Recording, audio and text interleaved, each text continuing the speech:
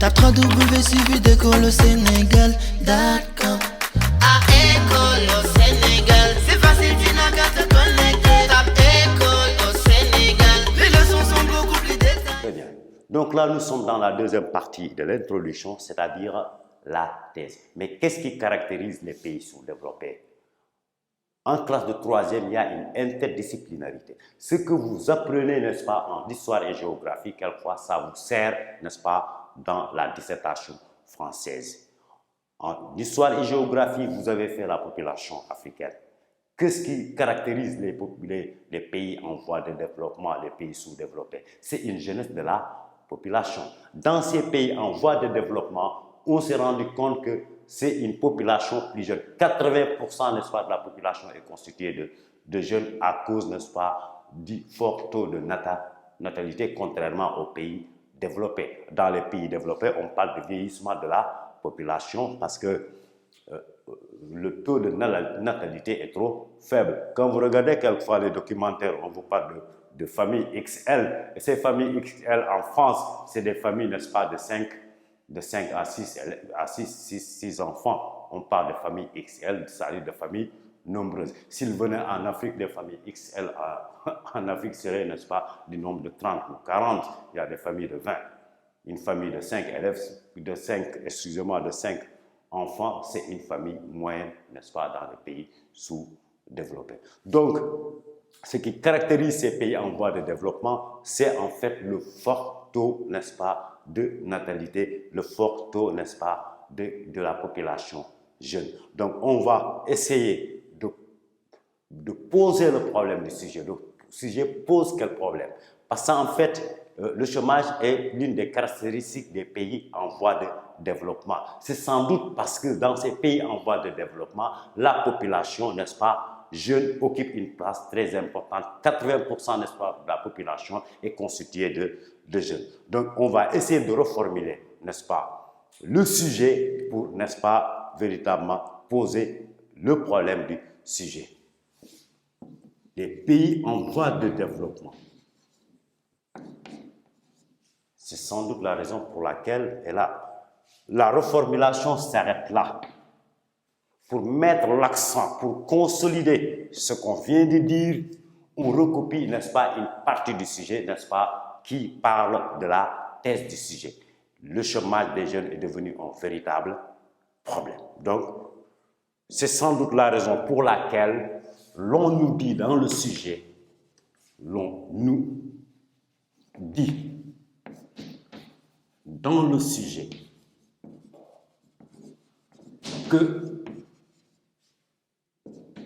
et là on recopie, n'est-ce pas, une partie, le chômage des jeunes est devenu un véritable problème, que le chômage des jeunes est devenu un véritable problème.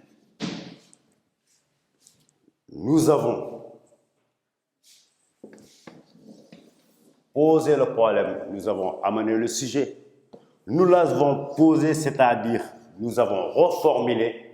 Il reste une troisième partie de l'introduction, c'est l'annonce du plan.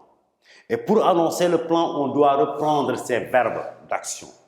Puisque dans la consigne, on nous demande de dégager les causes et les conséquences et ensuite proposer des solutions. Il y a plusieurs façons de le faire. On peut le faire sous forme interrogative. Et même si on le fait sous forme interrogative, là, on n'a pas de problème de verbe d'action. Quelles sont les causes? Point d'interrogation. Quelles sont les conséquences? Point d'interrogation. Quelles solutions pourrait-on proposer pour, n'est-ce pas, résoudre ce problème? Là, on n'a pas de problème, n'est-ce pas, d'emploi de verbe d'action. Si on annonce le plan dans des phrases affirmatives, il faudra employer des connecteurs. D'abord, ensuite, enfin. Premièrement, deuxièmement, troisièmement. Ou dans un premier temps, dans un second temps, dans un troisième temps. Nous allons essayer donc d'annoncer le plan dans les phrases affirmatives. D'abord,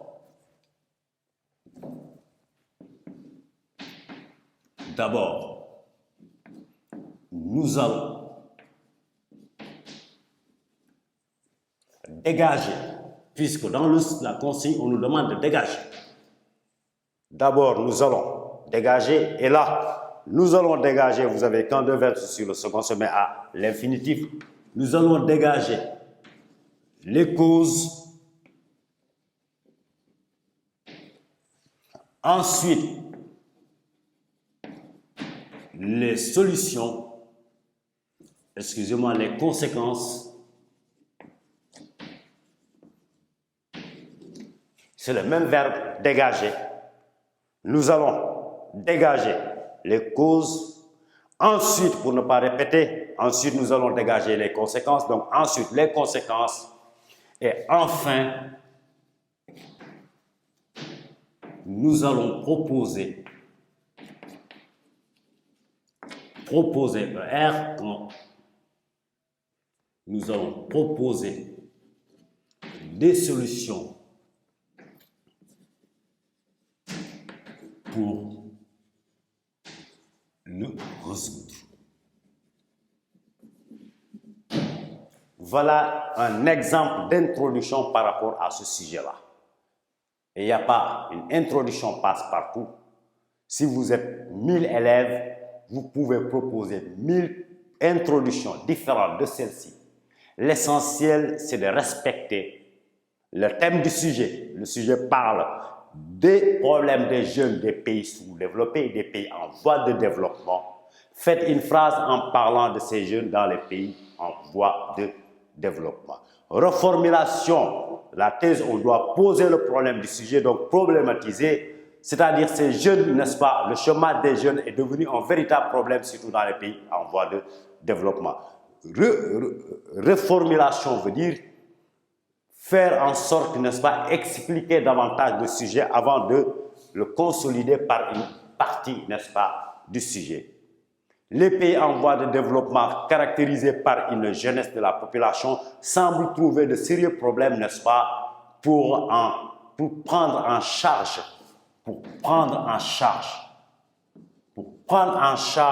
sa jeunesse sur le plan de l'emploi. Parce qu'on nous dit que le chômage des jeunes est devenu un véritable problème, surtout dans les pays, n'est-ce pas, en voie de développement. Voilà comment on a essayé de reformuler. Les pays en voie de développement, caractérisés par une jeunesse de la population, semblent, n'est-ce pas, trouver de sérieux problèmes, semblent rencontrer de sérieux problèmes pour prendre en charge sa jeunesse sur le plan de l'emploi. C'est sans doute la raison pour laquelle l'on nous dit dans le sujet que le chômage des jeunes est devenu un véritable problème dans les pays en voie de développement. Nous avons donc posé le problème du sujet, nous avons reformulé le sujet. La dernière partie étant la partie la plus facile s'il s'agit d'un sujet analytique, parce que déjà, vous trouvez tous les éléments dans la consigne. L'essentiel est qu'il faut respecter, n'est-ce pas, les verbes d'action qui sont utilisés dans la consigne. Donc, d'abord, on emploie des connecteurs. D'abord, nous allons dégager les causes. Ensuite, les conséquences. Et enfin, nous allons proposer des solutions pour résoudre ce problème.